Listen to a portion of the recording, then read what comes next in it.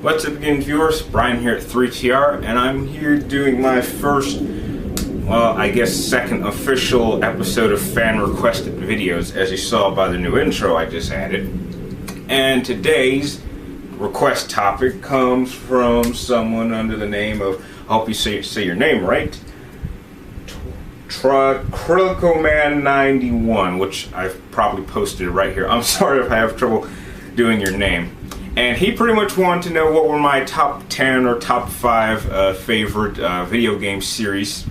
Now, I decided to do somewhat of a top 10, but 10 to 6 are just going to be a quick little 1-minute picture video showing each of those games. And then 5 to 1, I'm actually going to talk about each individual one for a little bit and explain why it's my favorite at that particular point in the list. So, without further ado, let's get started with my 10 to 6 games.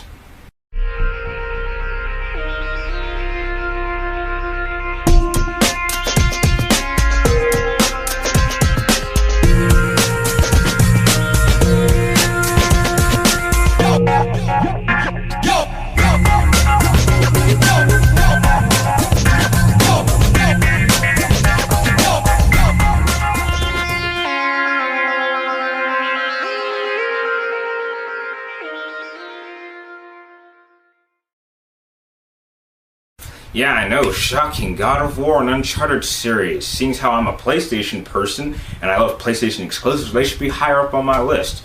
Well, if you actually would like to know why those games don't rank higher, please comment down below and I'll be more than happy to answer your questions. Now, we get to my 5 to 1, which are some of the best games I've ever played. And let's start off with number 5.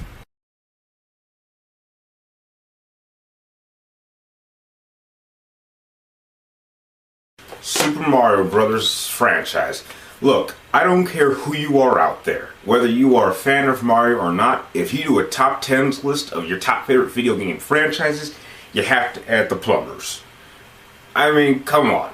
Not only is Mario the first icon, he's probably the inspiration for a lot of the games we play today. We probably wouldn't even have games like Uncharted or God of War if it weren't for Mario. Now, Mario's number 5 on my list because although he's very iconic, he does seem to lack the story base to keep the story interesting. It's usually the same old plot line.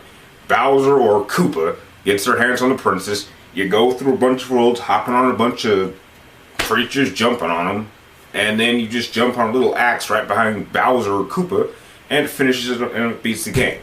Now, in terms of Mario 64, which is my personal favorite Mario game, is a lot more interesting, and that's really a game changer. And you know what the sad thing is? The Super Mario Land on the Game Boy Pocket was the first game I ever played, and even more scary, I can beat a game like God of War 3 in 6 hours, but after 16 years I still have not been able to beat this game.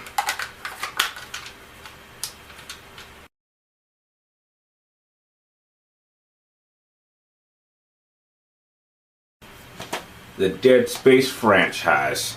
Now, I have to say, EA really made a great decision by creating this franchise.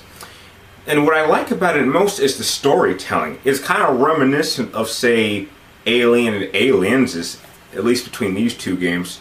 I mean, the story in Dead Space 1 is kind of told through audio tapes and little logs. As for this one, we actually get to know more about the character Isaac and really what's going on in his head, which is real interesting. However, I am a little bit worried about where they're going with Dead Space 3, wanting to make it co-op.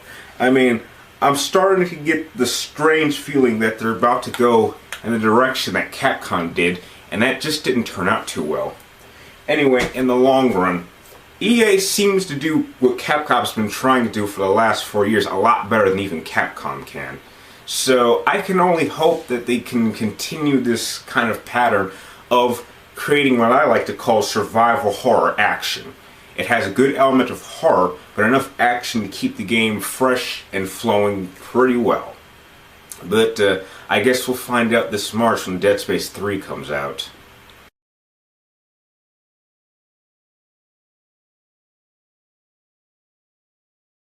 The Mortal Kombat franchise.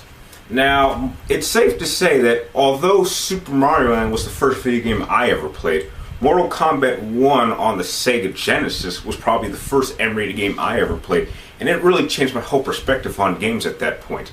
And seeing how controversial Mortal Kombat was back in the 90s, it is one of the main reasons that we even today have a rating system, as some of you may not know. Now, I'm aware that there are other fighting games that have specific fighting styles that make it feel a lot more fluid in terms of based on using great combos. Mortal Kombat has the basic mixture of both. Plus, in my opinion, it's really the only one fighting game that allows you to do maximum ownage. I mean, come on. What could be more satisfying than taking your opponent, pulling him in two directions, watching all his guts spill all over the floor, and the words fatality in bloody lettering? I mean, come on. If that doesn't make you the best fighting game of all time, I don't know what will.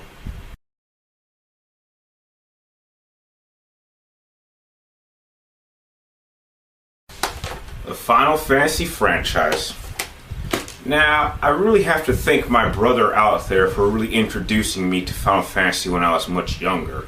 The first Final Fantasy game I ever even got my hands on was Final Fantasy VII, and it really changed my whole perspective on gaming.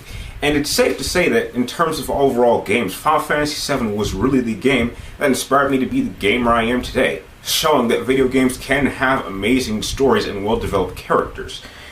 Now, however, the sad thing about me and the Final Fantasy franchise is I'm just hurt to see it just kind of go in a downward spiral of destruction, which is kind of why I only consider playing Final Fantasies 1 to 10-2. And yes, I know 10-2 wasn't all that great, but for what it was, I enjoyed it. And that's what I call the golden age of RPGs, not the dog shit that we have today. These kids today really have no idea what they're missing. Anyway, there has not been a single franchise on this list that can compare to the amount of memories and just fun hours of playing time that I had growing up with these. I met a lot of really cool characters, went on a lot of great adventures with these group of characters, and it's just sad for me to see them go. Now, I'm sure that many people out there think the Final Fantasy franchise is a bit overrated, and that's understandable. But for me personally, it just has a special meaning in my heart. And out of all the game franchises on this list, this is the one franchise I'm going to make damn sure my kids play.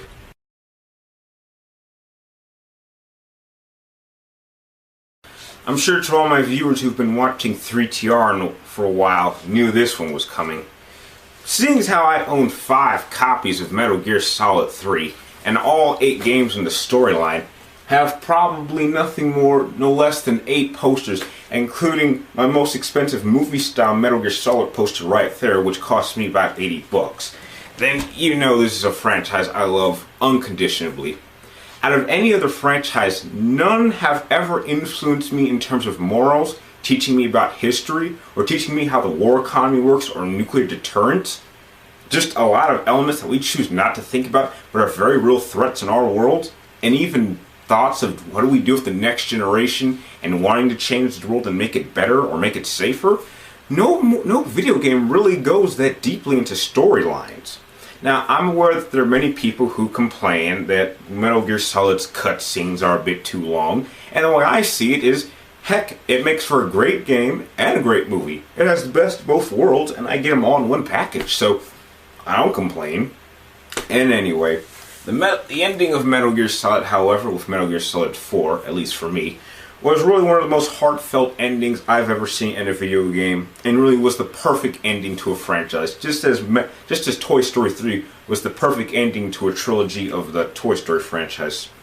Now, I'm well aware that unfortunately Metal Gear Solid Rising Revengeance is coming out, and it seems to be going in a completely new direction that I don't necessarily agree with. And although I will still get it and play it and review it honestly, I'm not looking forward to it that much. But anyway, Metal Gear Solid will always be the franchise that I pick.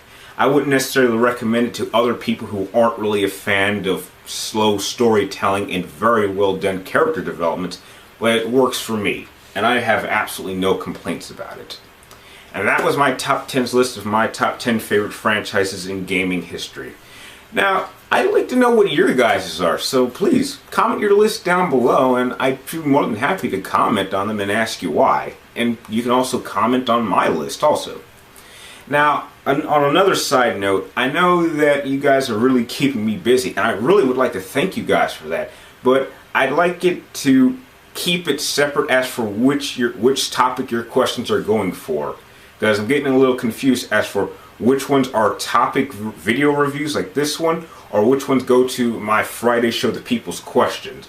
Just getting a little confused. So when you're posting your questions or topics down below, please make it clear as for what they're for. So if you want me to do a video review of it, just say, I'd like you to do a video on this topic. Or if you type in your question, make sure you say for TPQ for The People's Questions.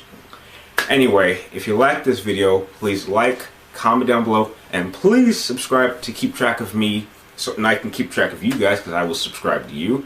And like always, thank you for watching. Keep the questions and topics coming, because they keep me busy, and I will see you next time.